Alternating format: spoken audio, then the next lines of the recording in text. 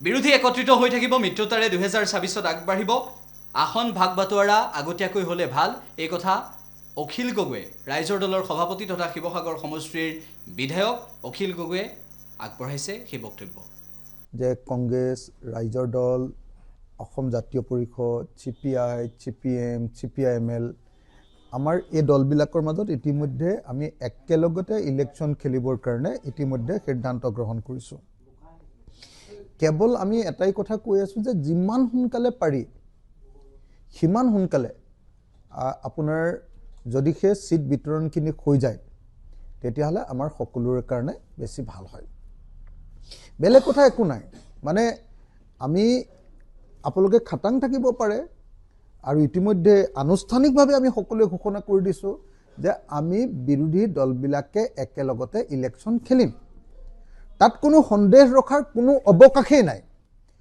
কেৱল যিহেতু আমি বিৰোধী দল, গতিকে বিৰোধী দল হিচাপে আমি বিচাৰোঁ যে সোনকালে যদি আমাৰ ছিটখিনি কনফাৰ্ম হৈ যায় কোনে ক'ত খেলিব, তেতিয়াহ'লে আমাৰ কাৰণে কি হয়, যুঁজিবৰ কাৰণে আমি বেছিকৈ লাগিব পাৰোঁ। কাৰণ এতিয়াতো আমি বিভিন্ন সমষ্টিত লাগি থাকিব লগা হৈছে আৰু যিহেতু এলায়েন্স হ'বই, এলায়েন্সৰ সিদ্ধান্ত হৈ গ'ল, গতিকে এতিয়া যিকেইটা ছিটত আমি খেলিব লাগে সেই ছিটকেইটা কনফাৰ্ম হৈ গ'লে তেতিয়াহ'লে আমাৰ কাৰণে যুঁজটো কৰিবলৈ ভাল হয়। সেইকাৰণে আমি বেলেগ একো কথা কোৱা নাই, যে যিমান পাৰি সোনকালে, মই সেইকাৰণে কৈ আছোঁ এজ চুন এজ পচিবল আমাৰ মাজত ছিটৰ বিতৰণটো যদি হৈ যায় তেতিয়াহ'লে 2024 আমি বিজেপিক পৰাভূত কৰিবৰ কাৰণে, যুঁজিবৰ কাৰণে আমাৰ বেছি সুযোগ হ'ব। কথা সেইটোৱে। আৰু দেৱব্ৰত দাই সেই কথাটো বুজি উঠিছে, আৰু দেৱব্ৰত দাই সেই কথাটো বুজি উঠি আমাৰ LOP বিৰোধী দলপতি দেৱব্ৰত শইকীয়াই কৈছে যে ঠিকেই কৈছে, অখিল গগৈয়ে যিমতে কৈছে যে সোনকালে ইলেকশ্যনৰ আসন ভাগ বতৰা হ'ব লাগে, তেখেতে সমৰ্থন কৰিছে। লুৰিণজ্যোতি গগৈয়েও কৈছে যে হয় আসনটো সোনকালে ভাগ বিতৰণ হৈ যাব লাগে। আমি সকলো বিৰোধী দলে বিচাৰিছোঁ যে সোনকালে আসন ভাগ বিতৰণ হৈ যাব লাগে। এতিয়া কংগ্ৰেছৰ লগত কথা পাতি আমি আসন ভাগ বিতৰণ কৰিবলৈ অকল বাকী আছে, বাকী আমাৰ বিৰোধী ঐক্য মঞ্চ অব্যাহত আছে। আমি ইতিমধ্যে আমাৰ দলৰ নিৰ্বাচনী প্ৰস্তুতি আৰম্ভ কৰি দিলোঁ। ৰাইজৰ দলে শিৱসাগৰত যোৱা 5 তাৰিখৰ পৰা আৰু বেলেগ বেলেগ সমষ্টিবিলাকত ড'ৰ টু ড'ৰ মানুহৰ ঘৰলৈ যাবলৈ আৰম্ভ কৰি দিছে। মই আপোনালোকৰ হাতত আমাৰ প্ৰচাৰ পত্ৰিকাখন তুলি দিম। সেই প্ৰচাৰ পত্ৰিকাখন লৈ বিজেপি দলে আমাক আচলতে কোন পৰ্যায়লৈ লৈ যাব খুজিছে তাৰ কাৰণে প্ৰত্যেক ঘৰ মানুহত গৈ আমি কথাখিনি বুজাবলৈ চেষ্টা কৰিছোঁ, নাম্বাৰ 1। নাম্বাৰ 2, ইয়াৰ পাছতে মই শিৱসাগৰত কিমান কাম কাজ কৰিলোঁ শিৱসাগৰৰ কাৰণে এখন লিফলেট উলিয়াম।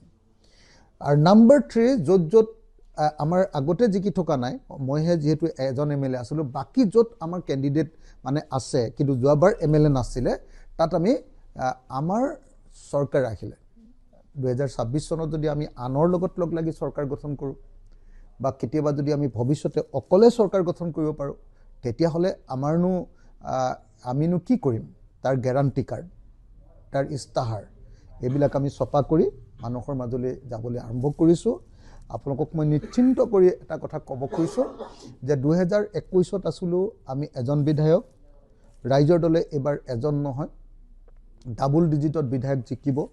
আপোনালোকে নিশ্চিন্ত হৈ থাকক, ডাবল ডিজিটত এইবাৰ আমি অসমত বিধায়ক জিকিম। আৰু ডাবল ডিজিটত জিকি এইবাৰ অসম বিধানসভাত আপোনালোকে নিশ্চয় দেখিছে যে যিহেতু অসম বিধানসভাত ময়ে যুঁজিব লাগে সদায়, গতিকে অসম বিধানসভাত ডাবল ডিজিটৰ বিধায়ক যেতিয়া মোৰ লগত থাকিব, 10জন বা 11জন বিধায়ক যেতিয়া মোৰ লগত থাকিব, তেতিয়া মই ভাবোঁ যে অসম বিধানসভাখন কমপ্লিটলি কণ্ট্ৰল কৰিব পৰা যাব, শুদ্ধ পথত চৰকাৰখনক নিবলৈ ব্যৱস্থা ল'ব পৰা যাব। শিৱসাগৰটোতো এৰাৰ মোৰ কোনো প্ৰশ্নই নাই, আপোনালোকে জানেই শিৱসাগৰ বাৰু কেলৈ এৰিম, হয়নে নহয়? কিন্তু মই কৈছিলোঁ, আপোনালোকৰ সাংবাদিকসকলে মোক প্ৰশ্ন কৰিছিলে যে যদিহে আপুনি এলায়েন্সৰ স্বাৰ্থত শিৱসাগৰ এৰিব লাগে, কৈছে যে কংগ্ৰেছে আপোনাক শিৱসাগৰ নিদিওঁ বুলি কৈছে, যদি সেই এলায়েন্সৰ স্বাৰ্থত শিৱসাগৰ এৰিব লাগে তেতিয়াহ'লে আপুনি শিৱসাগৰ এৰিব নেকি? মই কৈছিলোঁ যে মোতকৈ যদি সঁচাকৈ ভাল কেণ্ডিডেট থাকে নিশ্চয় এৰিম, কাৰণ আমিতো সকলোকে জিকোৱাটোৱে আমাৰ গুৰুত্বপূৰ্ণ কাম।